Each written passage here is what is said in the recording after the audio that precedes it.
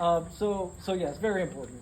We've seen what the GOP has done with control for the last 20 years, and that's not an exaggeration. It's actually been since 2004 to 24. It's 20 years they've controlled state house, state senate, and the governor's mansion, right? And we've seen what they've done. My opponent, Marcus Wiedauer, he's a pretty quiet guy. You have to go look hard to try to find anything he ever says in public. But if you look at his voting record, he's voting for all those bad bills. He voted for the heartbeat bill. He voted for the voter suppression bills. He voted for the school voucher bills. He's voted for everything that everyone in this driveway hates, right? So there's that. So real quick, I'll go through my top three. There are a lot of issues that need to be addressed at the state level. The top three for me are number one, Medicaid expansion. That's just a no-brainer. I mean, we're one of 9 states in the country that hasn't done that yet. That's just criminal, if you ask me. We talk about increased healthcare costs and lack of access. That's a direct reason why. You're probably all aware that we've had probably a dozen, I think Andrew knows the number better than I do, but at least a dozen rural hospitals shut down in the last 10 years, right? And it's a direct result of not expanding Medicaid. That's number one.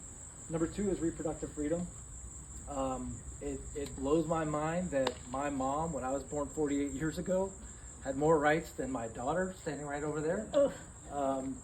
That's terrible. This heartbeat bill is horrible. So we need to repeal that. That's one thing that I'd like to work on.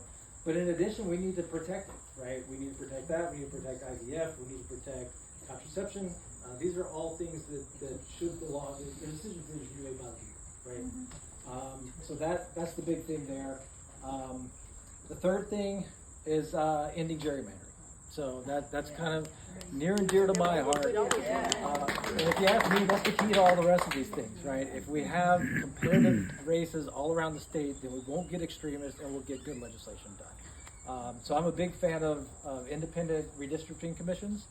I would like to see that happen in Georgia. It's happened in other states and there's been a positive change there. I don't think legislators should be choosing their voters. I think it should be the other way around. And if I'm successful and I work myself out of a job, I'm okay with that.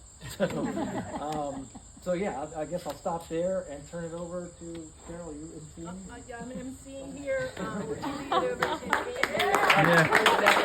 over